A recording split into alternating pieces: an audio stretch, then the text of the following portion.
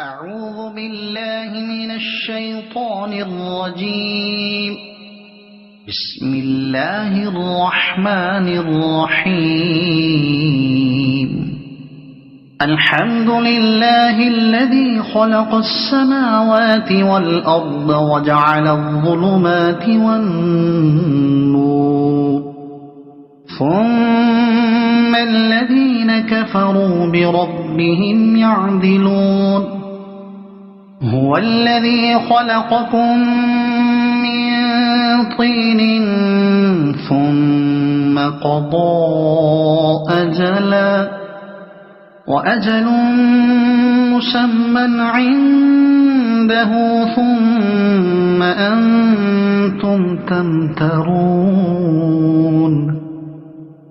وهو الله في السماوات وفي الأرض يعلم سركم وجهركم ويعلم ما تكسبون.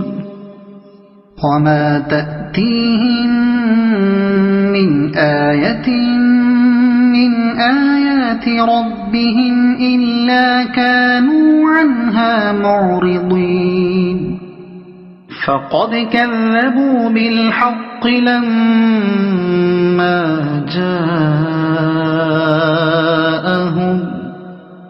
فسوف يأتيهم أنباء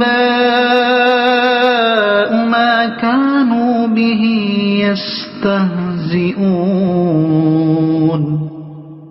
ألم يروا كم أهلكنا من قبلهم من قرن مكناهم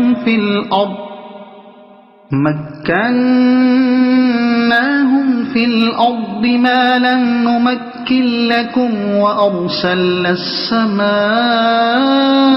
عليهم مدرارا وجعلنا الأنهار تجري من تحتهم فأهلكناهم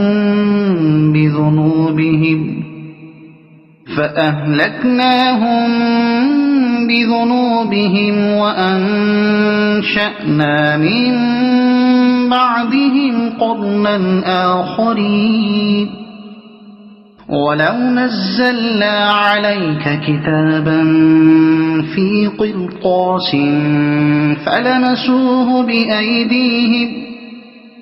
فلمسوه بأيديهم لقال الذين كفروا إن هذا إلا سحر مبين. وقالوا لولا أنزل عليه ملك ولو أنزلنا ملكا لقضي الأمر ثم لا ينظرون. ولو جعلناه ملكا لجعلناه رجلا وللبسنا عليهم ما يلبسون. ولقد استهزئ برسل من قبلك فحاق بالذين سخروا منهم ما كانوا به يستهزئون. صدق الله العظيم. سورہ انعام ترجمہ تفسیر پہلا رکوع. سورہ انعام مکے میں اتری. اس میں 165 آیتیں اور 20 رکوع ہیں. اللہ کے نام سے شروع جو بہت مہربان رحمت والا. سورہ انعام مکے میں اتری.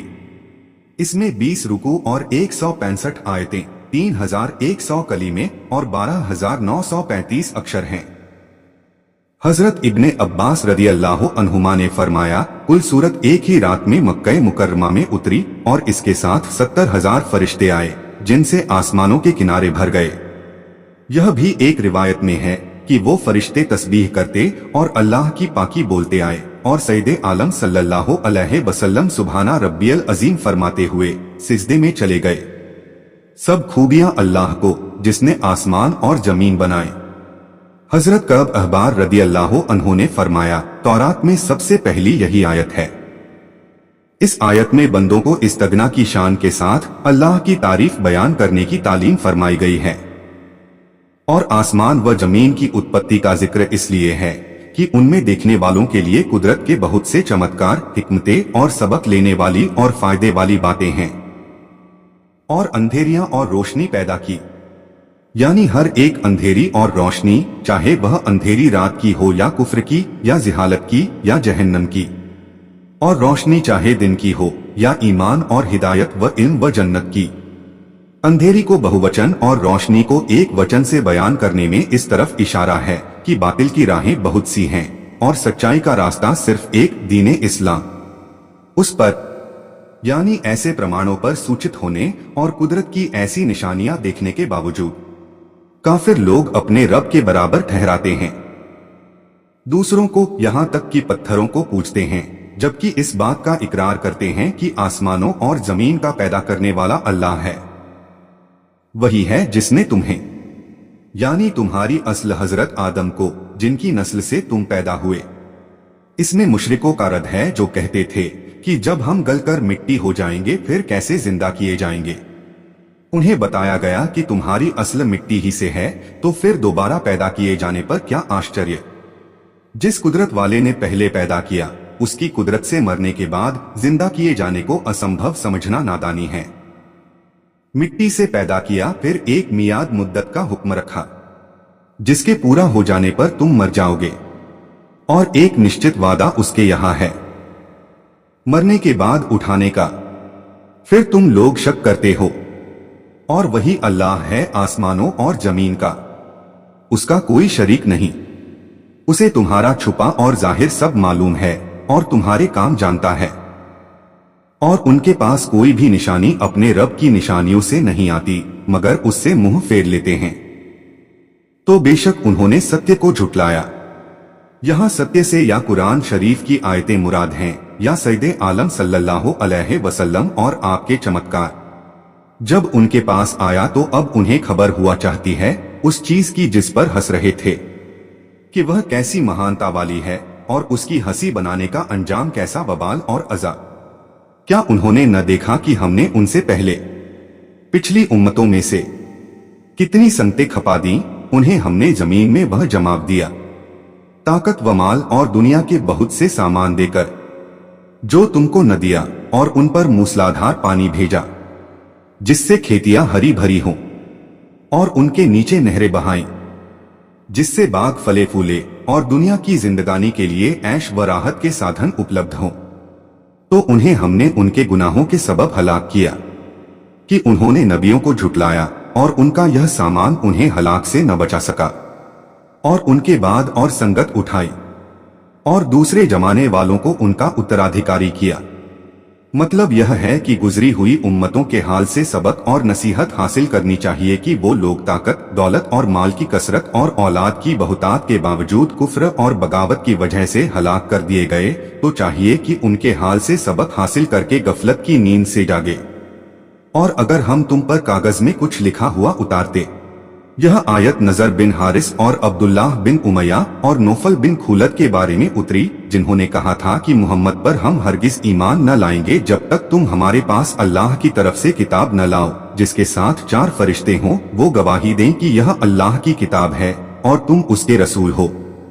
इस पर यह आयत उतरी और बताया गया कि ये सब हीले बहाने हैं। अगर कागज पर लिखी हुई किताब उतार दी जाती और वो उसे अपने हाथों से छूकर और टटोल कर देख भी लेते, और यह कहने का मौका भी न होता कि नजरबंदी कर दी गई थी।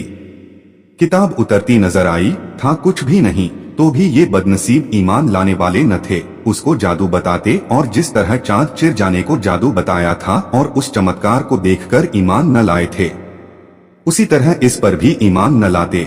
क्योंकि जो लोग दुश्मनी के कारण इनकार करते हैं वो आयतों और चमत्कारों से फायदा नहीं उठा पाते कि वो उसे अपने हाथों से छूते, जब भी काफिर कहते कि यह नहीं मगर खुला जादू। और बोले मुशरिक लोग उन पर, यानी सैयदे आलम सल्लल्लाहु अलैहि वसल्लम पर कोई फरिश्ता क्यों न उतारा गया, और अगर हम फरिश्ता उतारते और फिर भी ये ईमान न लाते तो काम तमाम हो गया होता। यानी अजाब वाजिब हो जाता। और यह अल्लाह की सुन्नत है कि जब काफिर कोई निशानी तलब करें और उसके बाद भी ईमान न लाएं तो अजाब वाजिब हो जाता है और वो हलाक कर दिए जाते हैं। फिर उन्हें मोहलत अवकाश न दी जाती, एक क्षण की भी, और अजाब में देरी न की जाती तो फरिश्ते का उतारना जिसको वो तलब करते हैं उन्हें क्या नफा देता। और अगर हम नबी को फरिश्ता करते, यह उन काफिरों को जवाब है जो नबी अलैहिस्सलाम को कहा करते थे कि यह हमारी तरह आदमी है, और इसी पागलपन में वो ईमान से महरूम रहते थे। इन्हीं इंसानों में से रसूल भेजने की हिकमत बताई जाती है कि उनके फायदा उठाने और नबी की तालीम से फैज उठाने की यही सूरत है कि नबी आदमी की सूरत में आए, क्योंकि फरिश्ते को उसकी असली सूरत में देखने की तो ये लोग हिम्मत न कर सकते, देखते ही दहशत से बेहोश हो जाते या मर जाते। इसलिए अगर मान लो रसूल फरिश्ता ही बनाया जाता, जब भी उसे मर्द ही बनाते और इंसान की सूरत ही में भेजते ताकि ये लोग उसको देख सकें, उसका कलाम सुन सकें, उससे दीन के अहकाम मालूम कर सकें। लेकिन अगर फरिश्ता आदमी की सूरत में आता तो उन्हें फिर वही कहने का मौका रहता कि यह आदमी है, तो फरिश्ते को नबी बनाने का क्या फायदा होता, और उन पर वही शुबह रखते जिसमें अब पड़े हैं। और जरूर ए महबूब तुमसे पहले रसूलों के साथ भी ठट्ठा किया गया, तो वो जो उनसे हंसते ये उनकी हंसी उनको ले बैठी, वो अजाब में जकड़े गए। इसमें नबी सल्लल्लाहु अलैहि वसल्लम की तसल्ली है कि आप दुखी न हो। काफिरों का पहले नबियों के साथ भी यही तरीका रहा है और इसका वबाल उन काफिरों को उठाना पड़ा है। इसके अलावा मुशरिकों को चेतावनी है कि पिछली उम्मतों के हाल से सबक लें और नबियों के साथ अदब से पेश आएं ताकि पहलों की तरह अजाब में न जकड़े जाएं। अल्लाह अज्जव जल्ला ने सच फरमाया। तर्जुमा और तफसीर कंजुल ईमान। अल्लाह की बारगाह में दुआ है कि अल्लाह अज्जव जल्ला हम सभी को कुरान और इस्लाम के मुताबिक जिंदगी गुजारने की तौफीक अता फरमाए, आमीन। और कोशिश कीजिएगा कुरान शरीफ को समझने की। वीडियो को सवाब की नीयत से आगे शेयर करें ताकि कयामत तक सदकाए जारिया का सवाब आपको भी मिलता रहे और ये आपके और मेरे, हम सभी के नजात का जरिया बने। कुरान शरीफ की और ज्यादा मालूमात के लिए हमारे चैनल नसीम वॉइस सरखेज को सब्सक्राइब जरूर करें। इंशाअल्लाह मिलते हैं अगले वीडियो में। अल्लाह हाफिज।